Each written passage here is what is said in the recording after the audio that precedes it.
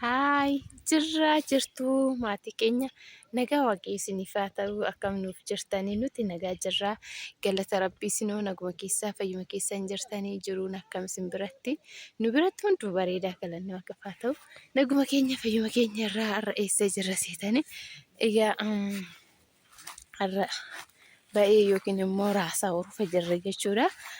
Innaa obboleewwan keenya naguma keessanii kan biyya keessas biyyan baas jirtan ta'e nagaan keenya sinaa qaqqabu siniin jechuu jaalanna.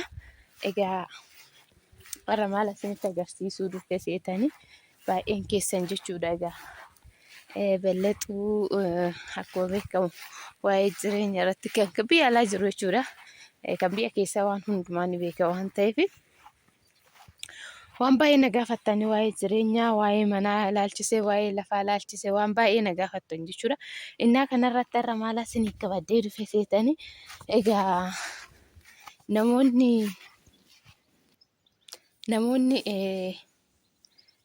mana jireenyaa akkasumas immoo lafa bitachuu barbaadan kan na gaafattan baay'eetu jira jechuudha. Egaa har'a maal isinii qabadhee seetanii mana hin bitannaa. Mana jireenyaa nu soqii akkasumas immoo lafas jettanii waan hundumtuu ni jira jechuudha. Laftis mannis ni jira.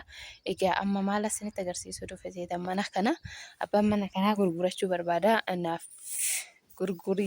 nuuf gurguraa nuun jedheeti. Abbaan isaa biyyuma keessa jira jechuudha. Waxxaatii tureeti amma garuu gara biyya Dubaay deemuu fi birriitti barbaadee minaamina jechaa jira. Kanaafiyyuu jechuudha birriin barbaade Dubaay deemeen hojjedhaa mana jireenyaa naa gurguraa jedhee jira. Manni immoo baay'ee tokko bareedaa bootas hin qaba waan hundaayyuu ni qaba jechuudha. Isinittan agarsiisa kan mana akkuma argitanii. Bargiti okkee ani laxxafamee jira malee jechuudha. Ashoo waan hin garafamne laxxafamee jira jechuudha argitanii. Laxxafaan jira jechuudha. Garuu keessa isaa daldaluu namni waan kan barbaachisu baay'ee tokko das nama jalli sheepidha. Mana guyyaa darbesanii viidiyoo gasinii dhiisesa istaayilii mana saniiti jechuudha. Gana koloonii isaa fuulduratti minaamina ejjeta jechuudha. Kolooniin hin ejjenne maqaan minaamina hin galle kuni jechuudha. Hin argitanii akkuma argitan keessi isaa saaloonii lafti daldalame bargite agaan garafamuu san malee. Luukiin isaa luukiitti 84 jedhamee jira. Argitanii balbala guddaa san jechuudha. Abbaa balbala guddaa saniiti.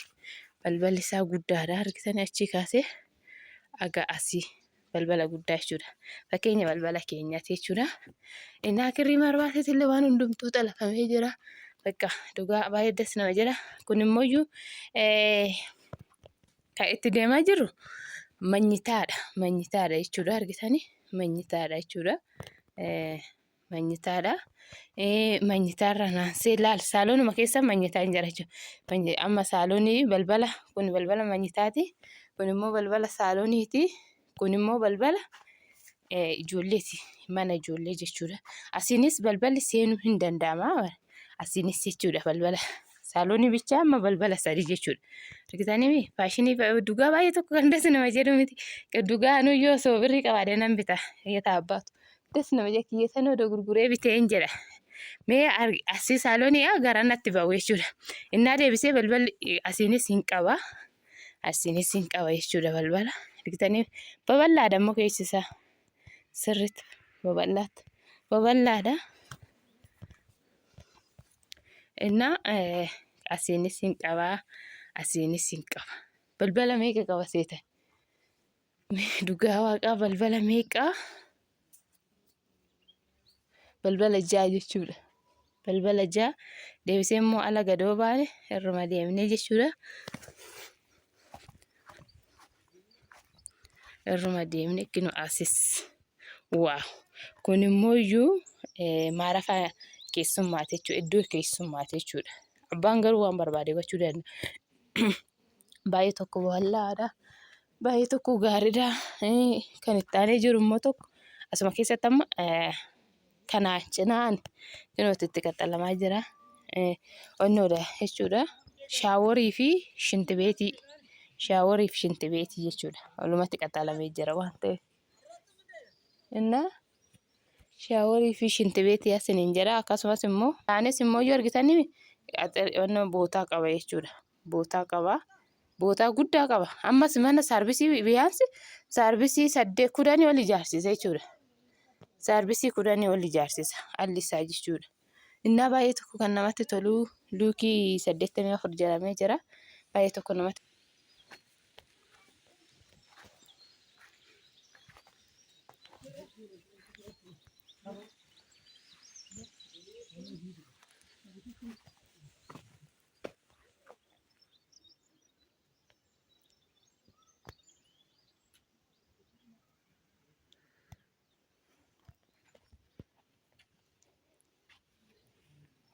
bootaan isaa kana jechuudha.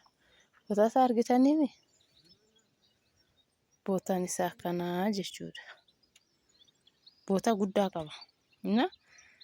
Warroonni bitachuu barbaadanii yoo jiraate bitachuu warri barbaadanii yoo jiraatan gara keessatti nu gaafachuu hin dandeessu. Bakka waan hundumaa xumuramee jira. Isin nama shawaa bichaa garafsiisuu garuu gatiin isaa kuma miliyoona 1 jedhanii egaa lafa qaba waan ta'eef miliyoona 1 jedhanii lafti fuulduraan jira waan ta'eef miliyoona 1 jedhe abbaani. Innaa kanaafiyyuu namni bitachuu barbaadan jiraate nu beeksisuu ni dandeessu. Waagaan isaa garuu miliyoona jedhameef miliyoonatti hin gurguramu waan ta'eef abbaan yaamicha akkasii yaamaa garuu irraa bu'ee aga gurguramuun hin beeku garuu 900 ምናምን bitamuu hin danda'a jechuudha. Miliyoona jedhanii miliyoonatti hin gurguramu waan ta'eef isiniin jira. Innaa baay'ee das kan nama jedhuudha dhugaa dubbachuudhaaf jechuudha. Warroonni bitachuu barbaadan yoo jiraatanii bitachuu ni dandeessu isiniin jechuufani. Egaa waagaa ammoo karaakaraniiti dubbataniiti waagaa akkuma abbaan jedhetti osoo hin ta'in egaa kan bitus waagaa dubbatateeti bita waan ta'eef kanaafiyyuu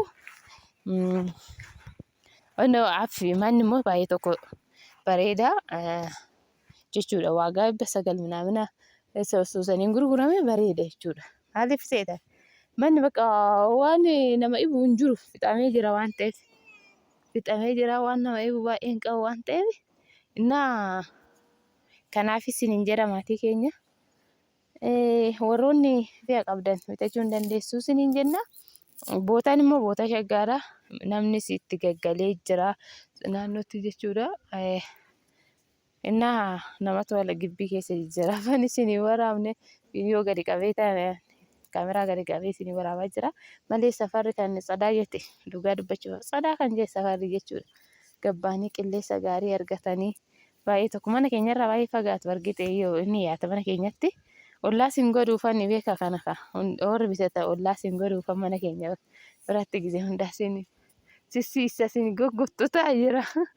Innaa akkasii isiniin jira.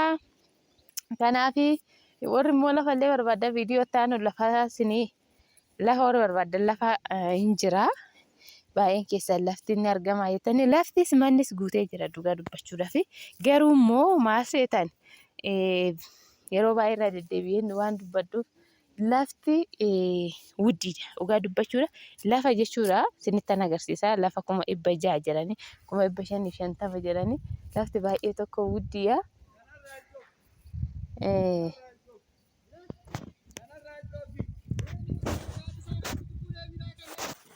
Innaa akkasii isiniin jedha maatii keenya. Sanirraa kanaaf immoo viidiyoo biraatiin walitti deemina.